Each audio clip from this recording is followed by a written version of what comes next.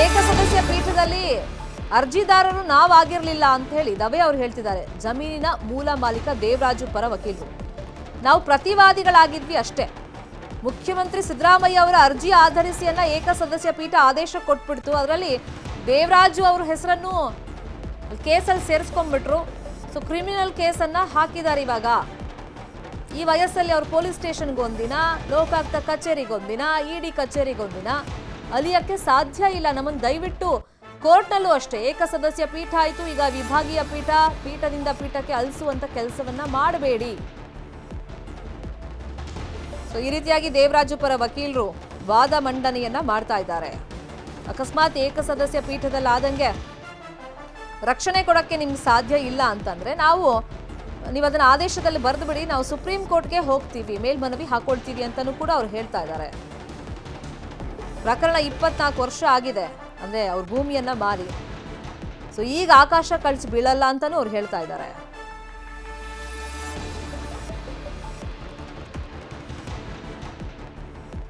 So ಅದಕ್ಕೆ ದೂರುದಾರರ ಪರ ವಕೀಲರು ಕೂಡ ಅಲ್ಲಿ ಹೇಳ್ತಾ ಇದ್ದಾರೆ, ಲೋಕಾಯುಕ್ತ ಹಾಗೆಯೇ ಖಾಸಗಿ ದೂರಲ್ಲಿ ದೇವರಾಜು ಅವರನ್ನ ಆರೋಪಿಯನ್ನಾಗಿ ಮಾಡಲಾಗಿತ್ತು. ದವೆ ಹೇಳ್ತಾರೆ, ಏಕಸದಸ್ಯ ಪೀಠ ಈ ರೀತಿ ಅಭಿಪ್ರಾಯ ಕೊಟ್ಟಿದೆ. ಸಿದ್ದರಾಮಯ್ಯ ಪರವಾಗಿ ಸದ್ಯಕ್ಕೆ ವಾದವನ್ನ ಮಾಡ್ತಾ ಇದ್ದಾರೆ. ಅಭಿಷೇಕ್ ಮನು ಸಿಂಘ್ವಿ ಅವರು ವಿಡಿಯೋ ಕಾನ್ಫರೆನ್ಸ್ ಮೂಲಕ ಹಾಜರಾಗಿದ್ದಾರೆ. ಒನ್ಸ್ ಅಗೇನ್ ಇಲ್ಲಿ 17A ಸೆಕ್ಷನ್ ಬಗ್ಗೆ ಉಲ್ಲಂಘನೆ ಆಗಿದೆ ಅಂತಾನೂ ಅವ್ರು ಹೇಳ್ತಾ ಇದ್ದಾರೆ.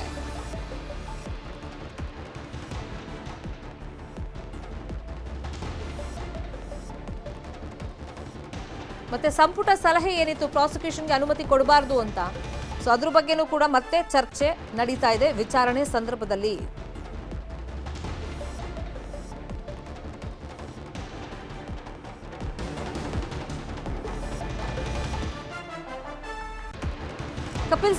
ಕಪಿಲ್ ಸಿಬಲ್ ಅವರು ಕೂಡ ವಾದ ಮಂಡನೆಯನ್ನ ಮಾಡ್ತಾ ಇದ್ದಾರೆ.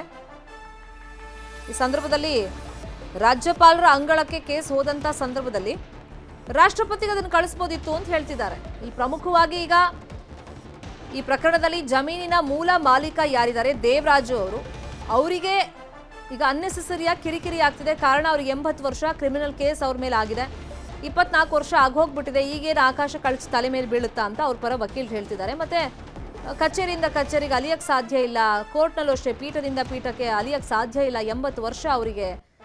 ಇಷ್ಟು ವರ್ಷ ಆದ್ಮೇಲೆ ಇಲ್ಲದಂತ ಸಮಸ್ಯೆ ಇವಾಗ ಯಾಕೆ ಬಂದಿದೆ? ಕಾನೂನು ಪ್ರಕಾರನೇ ಅವಾಗ ಜಮೀನನ್ನ ಮಾರಿದ್ದಾಗಿದೆ, ಬಟ್ ಇವಾಗ ನಮಗೆ ಸಮಸ್ಯೆ ಆಗ್ತಿದೆ, ಈ ರೀತಿ ಸಮಸ್ಯೆ ಮಾಡಬೇಡಿ ಅಂತ ಕೇಳ್ತಾ ಇದ್ದಾರೆ. ಸಿಬಲ್ ಅವ್ರು ಹೇಳ್ತಾ ಇದ್ದಾರೆ, ಸಿಎಂ ಪರ ವಕೀಲರು ಕಪಿಲ್ ಸಿಬಲ್ ಅವರು, ಸೆಕ್ಷನ್ 17A ವ್ಯಾಖ್ಯಾನ ಏನು ಅಂತ ಫಸ್ಟ್ ನೋಡಬೇಕು. ರಾಜ್ಯಪಾಲರ ಅಂಗಳಕ್ಕೆ ಬಂದಂತ ಸಂದರ್ಭದಲ್ಲಿ ಇಲ್ಲಿ ಅವ್ರು ಕಾನೂನು ತಜ್ಞರ ಜೊತೆ ಚರ್ಚೆ ಮಾಡಿರ್ಬೋದು, ಅಥವಾ ಅವ್ರು ರಾಷ್ಟ್ರಪತಿಗೂ ಕಳಿಸ್ಬೋದಾಗಿತ್ತು. ಈ ತರ ಒಂದು ಸಿಎಂ ಮೇಲೆ ಆರೋಪ ಬಂದಿದೆ, ಪ್ರಾಸಿಕ್ಯೂಷನ್ಗೆ ಶಿಫಾರಸ್ ಮಾಡಬೇಕಾ ಬೇಡವಾ ಅಂತ ಕೇಳ್ಬೋದಾಗಿತ್ತು, ಅವ್ರಿಗೆ ಕಳಿಸ್ಕೊಡ್ಬೋದಾಗಿತ್ತು.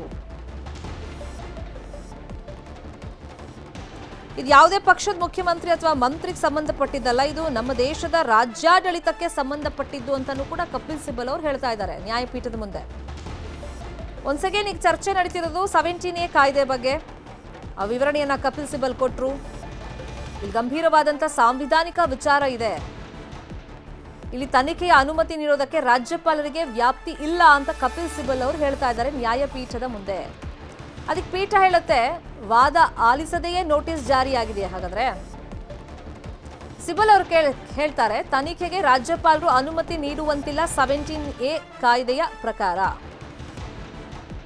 ವ್ಯಾಖ್ಯಾನ ಏನಿದೆ ಆ ವಿವರಣೆಯನ್ನ ಕೊಡ್ತಾ ಇದ್ದಾರೆ. ಭ್ರಷ್ಟಾಚಾರ ಪ್ರತಿಬಂಧಕ ಕಾಯ್ದೆ ಸೆಕ್ಷನ್ 17A ಬಗ್ಗೆ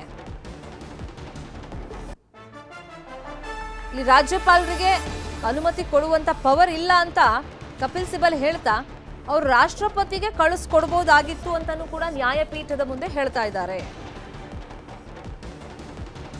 ಇದು ಯಾವುದೇ ಪಕ್ಷದ ಮುಖ್ಯಮಂತ್ರಿ ಮಂತ್ರಿಗೆ ಸಂಬಂಧಪಟ್ಟಿದ್ದಲ್ಲ, ಇದು ನಮ್ಮ ದೇಶದ ರಾಜ್ಯಾಡಳಿತಕ್ಕೆ ಸಂಬಂಧಪಟ್ಟಿದ್ದು ಅಂತಾನೂ ಕೂಡ ಕಪಿಲ್ ಸಿಬಲ್ ಅವರು ಹೇಳ್ತಾ ಇದ್ದಾರೆ.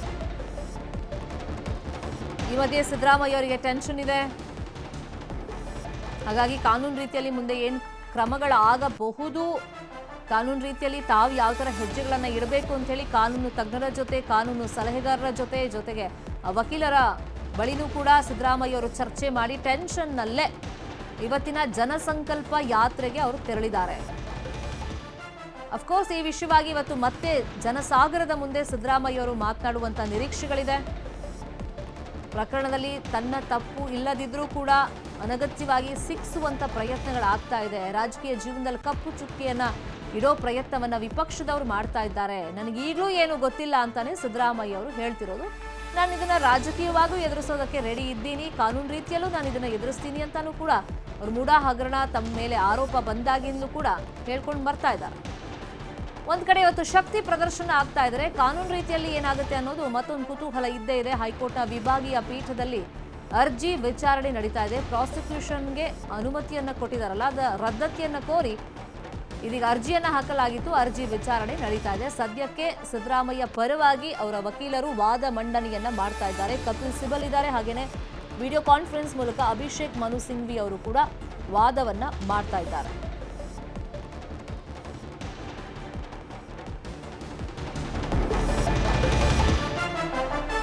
ಕೋರ್ಟ್ ಕಲಾಪವನ್ನ ಸ್ವಲ್ಪ ಹೊತ್ತು ವೀಕ್ಷಣೆ ಮಾಡಿನೇ ಸಿದ್ದರಾಮಯ್ಯ ಅವರು ಹಾಸನದ ಕಡೆ ಮುಖ ಮಾಡಿರೋದು.